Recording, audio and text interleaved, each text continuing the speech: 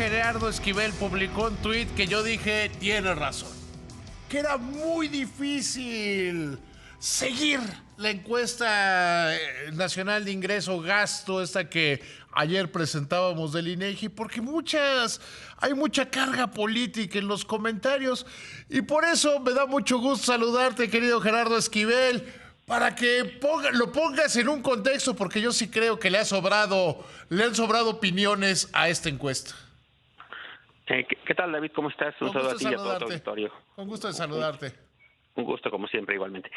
Pues sí, como dices, se presentó la encuesta de ingreso-gasto de los hogares, que ofrece una amplia información muy rica del comportamiento de los hogares mexicanos entre 2020 y 2022. De hecho, también podemos hacer comparaciones contra otros años, porque la encuesta es similar en 2018 y 2016. Y esta encuesta, que se publica solo cada 2 años, ¿no?, es muy importante porque provee muchísima información sobre el ingreso de los hogares, sus fuentes de ingreso, que son ingresos por el trabajo, remesas, programas sociales, ingresos por rentas, en fin, todas las fuentes de ingreso ahí están, y están también todos los destinos del gasto que hacen las familias mexicanas. Y eso nos permite un análisis muy, muy rico. Y lo que venía ocurriendo, lo que ocurrió en cuanto se publicó fue, yo me pareció encontrar como 2 líneas muy divergentes entre sí y que no ayudaban a entender un poco la magnitud real de lo que estamos viendo. Y las líneas que yo encontraba eran vertientes o argumentos muy positivos de algunos resultados seleccionados, que en efecto son muy favorables en algunas dimensiones, por ejemplo, el crecimiento del ingreso de los hogares más pobres, ¿no?, que fue muy significativo en este caso, ¿no?, alrededor de 20% entre 20 y 22, el crecimiento total del ingreso de los hogares entre 20 y 22, que fue de 11%, en fin, una serie de indicadores muy favorables que sin duda están ahí y que hay que valorar. Y luego había otra línea de argumentos que decían que en realidad pues no había nada que celebrar. Hoy hubo una columna de un reconocido periodista diciendo justamente eso.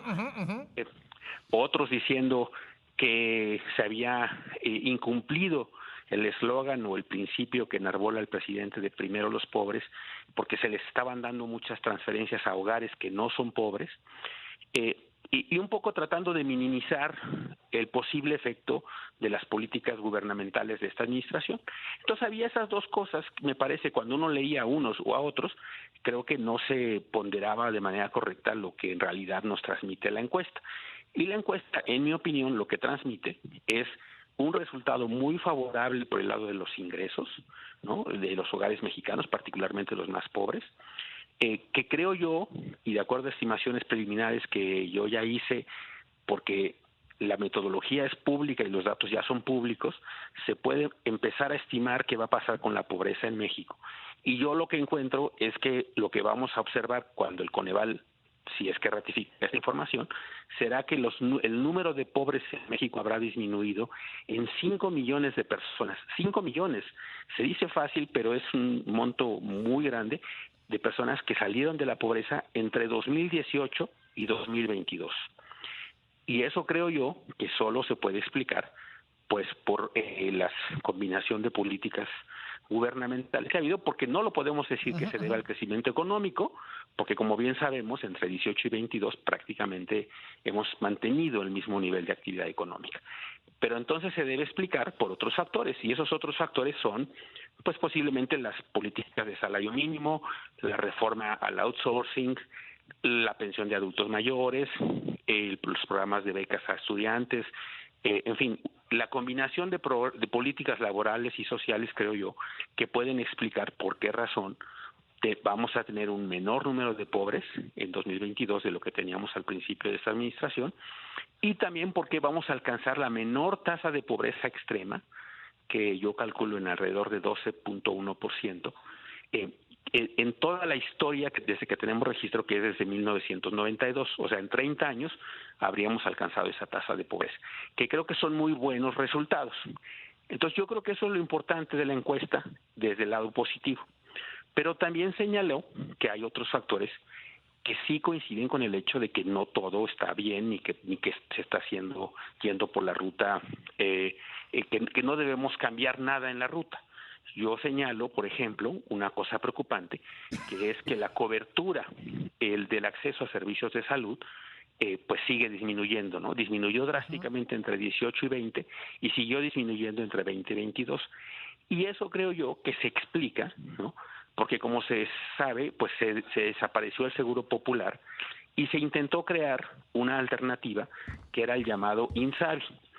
Eso que fue un intento infructuoso y pues que fracasó rotundamente, tan así fue que de hecho ya se sustituyó el INSABI por un nuevo programa que se llama IMSS Bienestar. Pero en el proceso, pues sí generó la percepción, por lo menos, para mucha gente que no está afiliada ni al IMSS ni al ISSSTE, de que están sin acceso a servicios de salud, aunque posiblemente si fueran a las clínicas y a los hospitales de sus comunidades, posiblemente lo recibirían, porque esa es la idea justamente de esta reforma de salud. Pero por lo pronto, la mitad de los mexicanos respondieron que no tienen acceso a servicios de salud. Y eso pues es muy preocupante, porque esto sí fue un aumento de 18 al 22 de casi 20 puntos porcentuales. Eso hay que corregirlo, y el IMSS Bienestar, que es la institución que se supone está diseñada para sustituir tanto al INSABI como a lo que intentó sustituir, que es el Seguro Popular, pues tiene un gran trabajo por delante para poder avanzar en esta cobertura. Esa es, por ejemplo, una de las cosas que yo señalo, que aún hay mucho por avanzar. Y otra cosa que yo señalaba era que cuando uno ve las cifras detalladas, uno encuentra que en efecto las transferencias y los programas gubernamentales están llegando muy bien a los segmentos, digamos, de pobreza moderada, pero no están necesariamente llegando tanto como llegaban antes a los segmentos de pobreza extrema, y que ahí hay que hacer algo, porque si no, pues esa pobreza extrema pues seguirá ahí persistiendo, y yo me parece que un objetivo que deberíamos tener como país es erradicar la pobreza extrema en corto o mediano plazo. Así es que creo que eso implica que deberemos hacer un ajuste en las políticas sociales para poder atender estos segmentos de la población, pues que son pues los más vulnerables, los más afectados por las condiciones económicas del país. Y en ese sentido creo que la ENIG pues nos trae buenos datos, malos datos, un balance, creo yo, en general favorable desde la perspectiva del ingreso, pero también nos señala las deficiencias, los límites de las políticas sociales, y la ruta por aquello que podríamos caminar. Ese es un poco mi enfoque, ¿no? Trato de ser pues lo más objetivo posible, un análisis un poco más equilibrado que otros. No digo que sea al 100%, porque nunca lo será, pero sí creo que es un comentario que puede arrojar un poco de luz sobre los pros y contras de la información que se generó con la encuesta, ¿no? Es que usualmente, Gerardo, no entendemos, o no entendemos como sociedad, o muchos no lo entienden, que lo que hace el INEGI es tomar la temperatura y no hacer más, y las opiniones se convierten en libres. Pero creo que en este INEGI, y lo dijiste bien al principio, hay demasiada carga de los dos lados, entre el que dice todo está bien y el que dice todo está mal. Y como bien lo dices, es algo en medio de eso, ¿no? Así es, y yo creo que, y en todo caso, lo que no está bien, pues hay que señalarlo para poder corregirlo. Pero creo que tratar de minimizar también los logros alcanzados por las políticas actuales, pues creo que no ayuda, porque pues eso creo que es una discusión más bien política, ¿no? Y que de alguna manera pues niega la evidencia documental y las cifras que se están publicando, que insisto, ya que veamos las cifras oficiales que publique el Coneval, pues veremos si es cierto que efectivamente, como yo estimé y como otros han estado estimando, la pobreza se va a disminuir en el país, afortunadamente, y las perspectivas para esos segmentos de la población pues habrán sido positivas con esta nueva combinación de políticas laborales y sociales que se han implementado. Entonces eso es era un poco el sentido de mi intervención en Twitter y mis escrito, porque trataba un poco de señalar esos pros y contras también que ya mencioné. Sí, porque las posiciones maniqueas, insisto, no llevan a nada bueno. Mandan, por ejemplo, si tomas tú que se ha cerrado el diferencial de salario entre las mujeres y los hombres, pues la puedes tomar de las dos maneras, que todavía falta mucho, pero que desde 2016 para acá vamos en buen camino, por ejemplo, ¿no? Así es, ese es otro buen ejemplo. Si solo decimos, hay la brecha, pues sí, la brecha estaba, ya existe, es algo que además... Y sigue siendo muy grande. Sigue siendo muy grande y ojalá que se continúe reduciendo, pero no es algo que se va a reducir de la noche a la mañana. Eso lo que hay que ver en todo caso es la tendencia y señalar si hay indicadores que sugieren que la brecha se va a reducir o en qué regiones o entidades se está reduciendo. Si está reduciéndose también las otras brechas entre géneros, por ejemplo, en educación, que es parte de la explicación detrás de la brecha de ingresos. Pero eso ya implica más análisis. Sí, o la continuidad en el empleo, por ejemplo, que yo creo que eso de Exactamente. repente se convierte en más importante, creo yo. Así es, pero digo, todo eso pues ya requiere un poco más de análisis y no tan de bote pronto como de repente parece que ocurrió ayer, fue mi lectura, ¿no? Y yo no podría estar más de acuerdo contigo, ¿eh?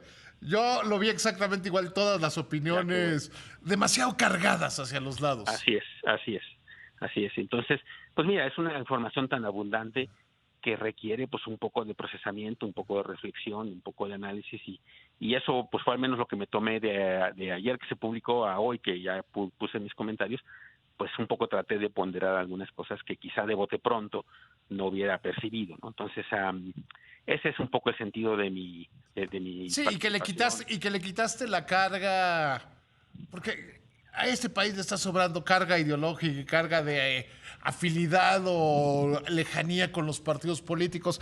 Yo quiero decirte que difícilmente pude haber estado más de acuerdo con lo que publicaste hoy en Twitter. Te agradezco, Qué bueno. mi querido Gerardo, muchísimo. Muchísimas gracias, David. Y creo que nada más para terminar con otra cosa que es importante es el momento en el que estamos viviendo. Si no analizamos de manera más pausada y cuidadosa esta información, pues difícilmente podemos pensar en qué hacer hacia adelante. Y estamos en un momento, pues como se sabe, de precampañas y en donde se está discutiendo qué hacer hacia la siguiente administración y creo que en ese sentido vale la pena la reflexión y la pausa y el análisis cuidadoso de lo que tenemos de información hasta ahora. Tienes toda la razón del mundo. Te agradezco mucho que me hayas tomado la llamada. Te mando un abrazo.